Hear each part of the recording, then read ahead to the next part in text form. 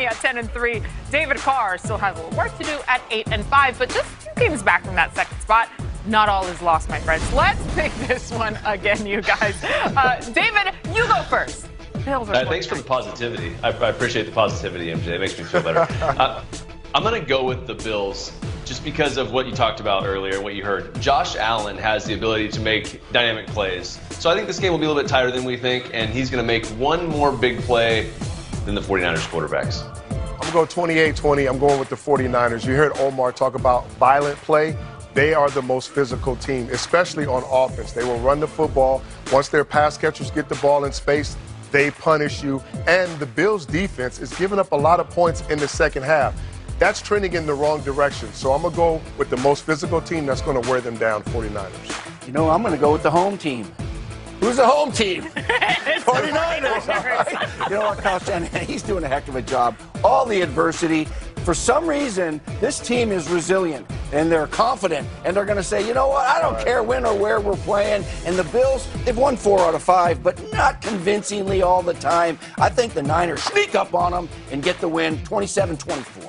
I would say that the Niners are sneaky good, but they're just period not sneaky. They get in your face. They get out there, and they showed us what they did last week. You're not going to fool me. I'm taking the Niners 28-26, the final. Listen, if we're all wrong, David, this is your chance to get ahead here. Right now. Of course I'm going to lone wolf. Ow! Oh, he did it. Okay. Out of their suitcases. What are you guys thinking? 5 and 6. Oh my goodness, fantastic. Those are good.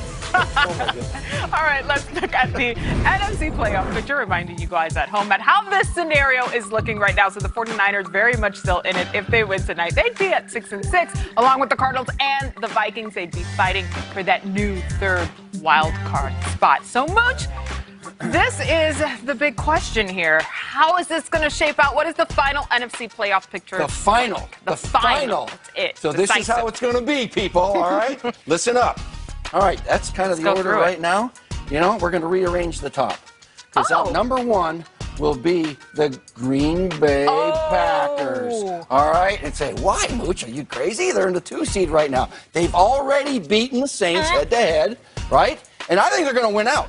I think both of these teams, they're going to lose to the Chiefs, all right? I don't care who plays quarterback. The Chiefs are the better football team, I think, right now. So let's go to number 2. All right, let's go with the Saints. Okay. They should have a 13-3 record as well. All right, now I got the Rams winning the division over here. These are the 4 division winners. You have them winning the NFC. Yeah, they're going to win the NFC West. Take the Rams, okay? And then the NFC East, you know, you got to have a winner. And these guys are playing better than anybody right now. So I'm going to go with the New York Football Giants. Making my husband very happy with that one. So this is where it's tough. Well, actually, the Seahawks are going to be number 5 because they're a good football team, and I'd like them.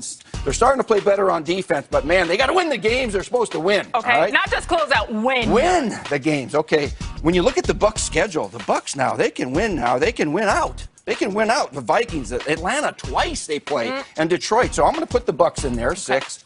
So now here's the deal. You only got 1 left. This is the extra one this year, right? Because usually there's 6. Now there's 7 this year. You know what? I think the Vikings are going to end. Don't hit anything yet, MJ. They're going to end up 8-8. All right. Okay. The Cards probably 8-8. Bears, they're out of it. I don't even know why they're on this right now. We'll just cover that right there. Okay. These guys right here, the 49ers who are playing over there in Phoenix. All right. You know what? I've just picked them to win and beat the Buffalo Bills, right? And all they got to do is win 3 more of these remaining games. Will they beat Washington? I think so. Will they beat Dallas? I think so. And will they win 1 out of those last 2, Arizona or Seattle? I think so. I'm going to say the Niners jump into the 7th seed. We said it. They are not out of it. And look at that. What do you think? I like it. Yeah. I like it a lot. They don't like it. No, they're going to be upset. We're going to get some tweets, but that's fine, Mooch. I trust in you. Look at this. This is Mooch's NFC playoff picture. All right, I like it, Mooch. Thank you. Willie and I will, of course, be breaking down the AFC playoff picture in the same manner in just a little bit.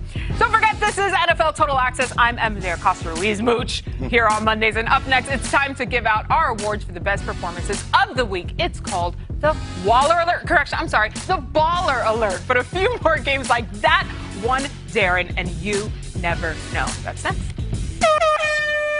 It's time for Moochie's Man. Mooch, you're the perfect person to give credit where credit is due. Who's Moochie's man for Week 13? Remember last week I gave credit to the rookie head coaches saying, hey, they're doing a heck of a job. It's not easy to be a rookie head coach. It's not easy to be a head coach. Period, but you know what? Honorable mention. I'm going to do that again because Kevin Stefanski with the Browns, 9-3. Are you kidding me? They're doing a great job. Let him know. But we're going to talk about them a little bit through the show. But how about that big game of first-place teams in the Great Northwest yesterday? The Seattle Seahawks and the New York Football Giants. Joe Judge comes to town with 3 wins in a row, and all of a sudden he goes, I don't care where I'm playing. We came to play. I don't have my quarterback, Daniel Jones. Colt McCoy can come in. And, boy, he's got this team playing harder in first place over there in the NFC East. And you know what? They played great defense. They sacked Russell Wilson 5 times. They kept DK Metcalf out of the end zone, Tyler Lockett out of the end zone, and Wayne Gallman ran the ball right down their throat for 135 yards. I didn't see this coming, did you? No, of course I mean, not. that's a great win for New York up there against Seattle. They made kind of a statement. They got 4 wins in a row right now. A major statement, Mooch, because listen, most people, present company included, counted them out. I said, oh, no, absolutely a win for the Seahawks. And Joe Judge and company said, That's why we pardon play us. the games. Excuse us as we come Yep. in. Great choice. Thanks, Mooch.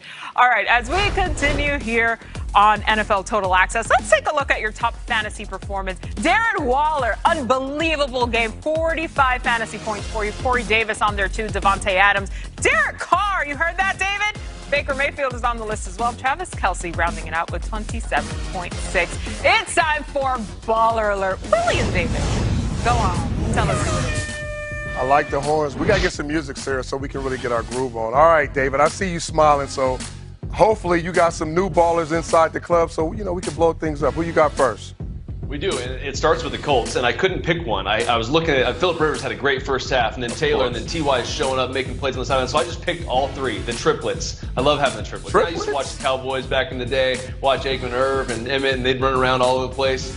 Phillip Rivers maybe not quite there, but T.Y. Hilton, it was nice to see him make some contested catches. Taylor ran the ball hard. The offense was clicking. This is a good football team, and they played great the other night. Really like this football team going forward, especially if Phillip can throw the ball like he did from the pocket. Even though he's injured, he's still out there grinding away. They look really good. All right, let me see the big small. Darren Waller is a baller. 200 receiving yards, okay? 2 tugs in the game. This man set a franchise record for tight end in a single game. You can play him at the H, you can play him at the true Y, the X, the Z. It doesn't really matter. Your brother Derek Carr was on fire. They could not guard this man. Darren Waller, I think he's going to get a permanent table at the Baller Club. Love that, love that. They had no answer for him. No. This is your boy right here that we're about to talk about, and it's Baker Mayfield because of exactly what you laid out earlier beautifully. I mean, he had to throw the ball from the pocket, and he had to do it to win the football game. And they didn't just win the football game. They decisively won the football game against a good Tennessee Titans team, and it was because of Baker. They've been winning, previously because of that run game. The offensive line's been playing great. They're pass protecting well, they're run blocking well, but Baker made some really good throws in that game early. Tennessee challenged him to do it, and he did. He stepped up, made some huge plays. So Baker Mayfield absolutely deserves this one. Great football team, and he's starting to play like a playoff caliber quarterback.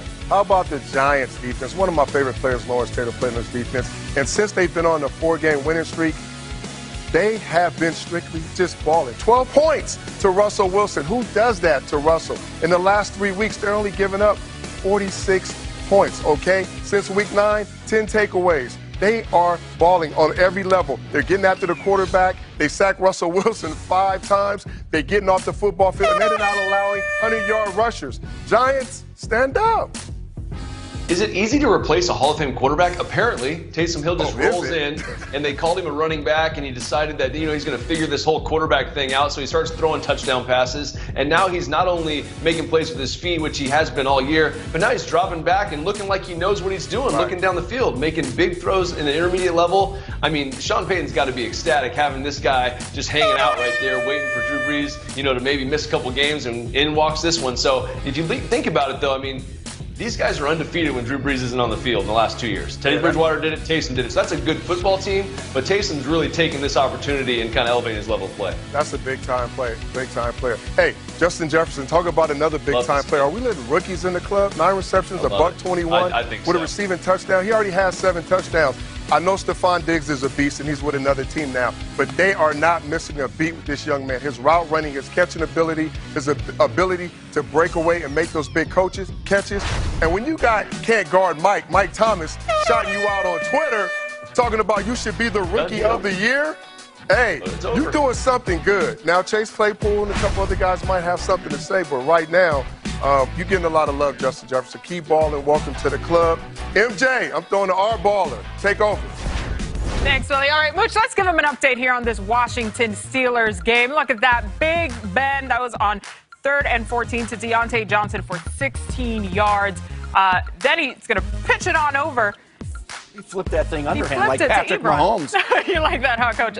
Ultimately, they added the 3 with a field goal there, and now the score stands at 17-10. Mooch, what are you seeing? Well, you know what? It was 14-3 at halftime, and it looked pretty one-sided towards the Steelers. But you know what? Washington came out in the third quarter, went 14 plays, 82 yards, and put it in the end zone to make it close. The Steelers answered with a field goal. But this is a close game, a one-possession game. It's going to go right down to the wire. It's one of those, and that's what you want to see as we get closer to Monday night. All right, Mooch, next after the break, mystery solved for today's Go Figure digits 1, 2, and 3. Sounds simple enough, but what NFL stories are these numbers hiding? The answers, all 3 of them, are next on NFL Total Access.